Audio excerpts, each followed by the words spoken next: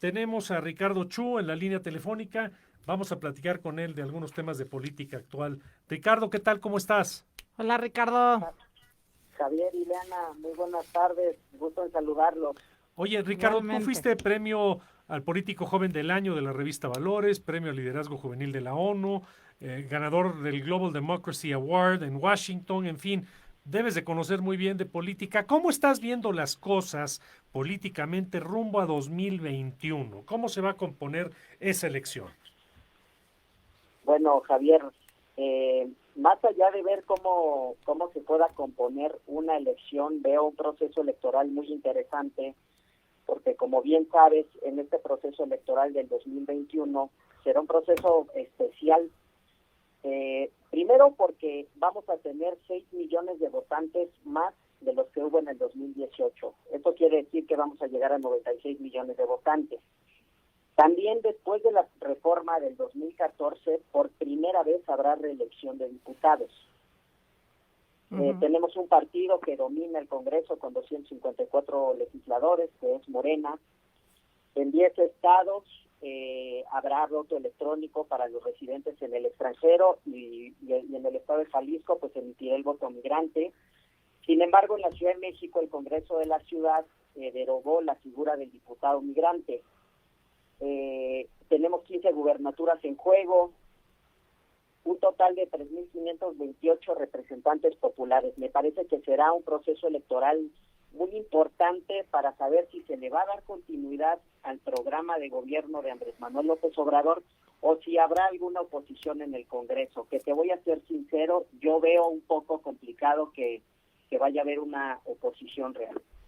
O sea, ¿tú crees que las elecciones que sigue Morena y sus aliados, que son el PT y el Partido Verde, tendrán mayoría una vez más?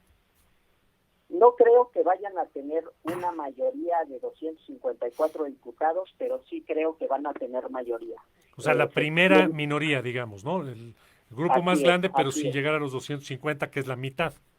Así es, Javier. Donde veo más interesante el panorama es en las gubernaturas, porque como bien sabes, se ha estado hablando un poco sobre una alianza entre lo que sería el PRI, el PAN, el Movimiento Ciudadano y el PRD. Entonces, si tú haces un análisis de lo que viene para las 15 gubernaturas que hay en juego, hay encuestas en las que se menciona que con esta alianza se pudiera tener, Morena pudiera perder 8 gubernaturas, pero también se menciona que Morena pudiera ganar 11 de las 15. Oye Ricardo, y una pregunta. Ya ves que el presidente está pidiendo que el tema de la revocación de mandato se pase al 2021. ¿Qué opinas de eso?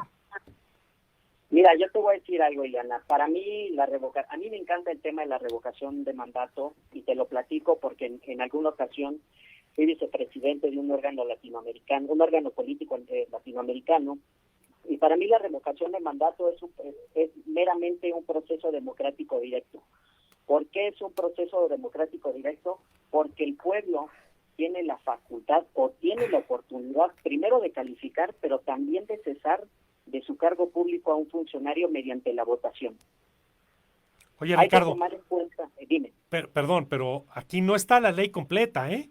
O sea, no es revocas el mandato en el 22 y volvemos a una elección democrática donde eliges al presidente.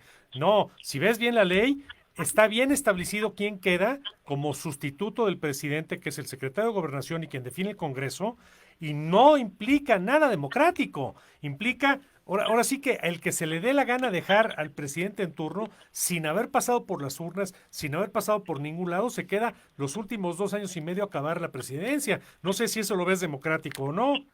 Bueno, recordarás, Javier, que también en caso de la ausencia del presidente antes de los 2 años, también el Congreso es el que se encarga de nombrar al secretario de Gobernación como presidente interino para que llame a unas nuevas elecciones. Fíjate que hay algo bien interesante, que es lo que a mí me gusta y por eso estaba nombrando un poco el tema del cargo de la COPAL, no tanto en un tema de bloqueo, porque México sería el cuarto país en Latinoamérica que aprueba una revocación de mandato.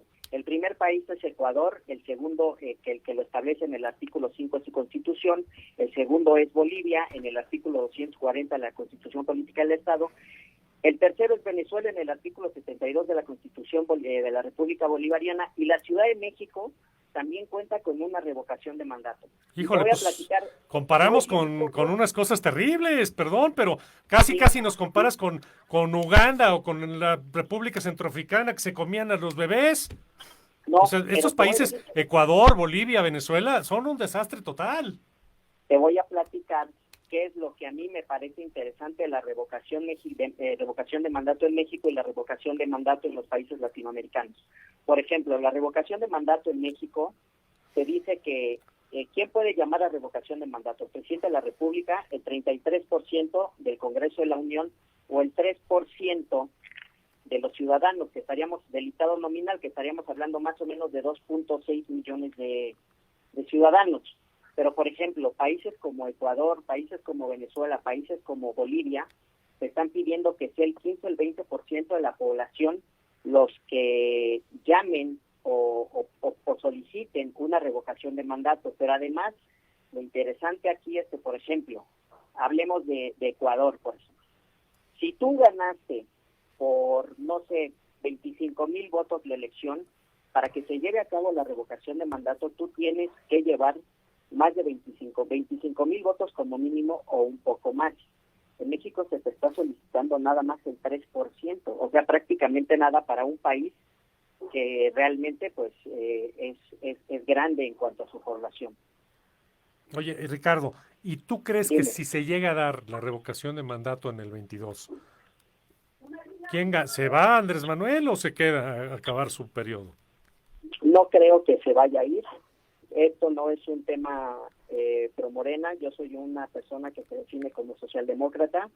Sin embargo, considero que no, que Andrés Manuel no se irá si se somete a una revocación de mandato, porque sí, podemos ver una lucha fuerte de coches, a lo mejor pitando en los estados, afuera del Palacio Nacional, podemos ver tendencias en las redes sociales, pero se les olvida que México es un país que desafortunadamente es más pobre que burgués. Entonces, por un lado ves... Sí, no, continúa. Entonces, en las comunidades donde pues desafortunadamente no se tiene acceso a una red social, a internet o inclusive a un teléfono, un smartphone, pues es complicado. La gente, el plan de gobierno del presidente pues habla mucho sobre atender las necesidades de los grupos vulnerables, y por lo mismo es que yo veo un poco complicado en que el presidente pudiera perder una revocación de mandato. Sin embargo, ya no creemos en las encuestas, creemos que la mejor encuesta es el día de, y es el día en el que se manifestará el pueblo. Es un presidente que ganó con 30 millones de votos, y que el 3% que puede solicitar la revocación de mandato, pues son 2.6 millones de habitantes. Correcto. Oye, Ricardo, ¿qué opinas sobre una elección en donde el ganador esté obligado a hacerlo con la mayoría absoluta? ¿Una elección qué, perdón? Donde el ganador esté obligado a hacerlo con Son las con segundas, mayoría absoluta. las segundas vueltas, digamos. Bueno, en el gobierno de Vicente Fox, en el gobierno de Felipe Calderón y en el gobierno de Enrique Peña Nieto, pues fueron gobiernos donde se fue gobierno y en las elecciones intermedias les fue mal. Te voy a decir algo. También hay que tomar en cuenta que en esos gobiernos de los cuales yo te estoy hablando, había una oposición real. Hoy yo no estoy minimizando a nadie, no creo que haya enemigo pequeño, pero creo que los partidos políticos que llamemos los opositores el día de hoy, son partidos que cada día carecen más de credibilidad, al igual que todos los políticos, y que no tienen credibilidad ni una plataforma para poder generar un cambio real. O sea, es López Obrador contra los que no son de López Obrador. A ver, por un lado dices que Morena no ganaría la mayoría en el Congreso, por otro lado que López Obrador quizá podría mantenerse como mayoría en un revocatorio. Hablemos de las gobernaturas brevemente. ¿Cuáles son las más peleadas, que ves más peleadas o más extrañas rumbo a 2021? Yo veo muy peleado Nuevo León, veo muy peleado Querétaro, Tamaulipas y Baja California Sur. ¿Qué pasaría en estas, en tu visión? Bueno, según las encuestas, el PRI pudiera dar la sorpresa en Nuevo León, los otros 3 estados serían nuevamente Acción Nacional. O sea, el PAN repite en Querétaro, en Tamaulipas, en Baja California y Nuevo León, muy interesante. El PRI, porque por ahí andaba, yo vi algunas encuestas que estaban en Movimiento Ciudadano, estaba en primer lugar o en segundo, y Morena primero, segundo también, dependiendo si va Tatiana Cloutier o no va. Y Samuel, el senador Samuel García, sí, por Movimiento Ciudadano, muy por arriba del PAN y del PRI, Sí. ambos. Y hay una nueva encuesta donde también mencionan a Adrián de la Garza como alguien que pudiera tener la gubernatura.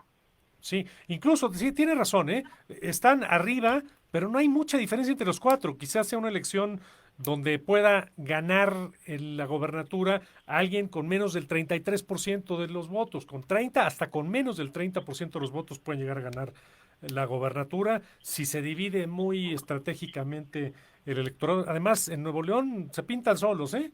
O sea, ya son muy particulares, muy en cosas muy buenas, como el tema del trabajo, son muy trabajadores y muy duros, pero bueno, en temas electorales han votado por una, por PAN, por PRI, por Independiente, por todo lo que se les ha venido enfrente.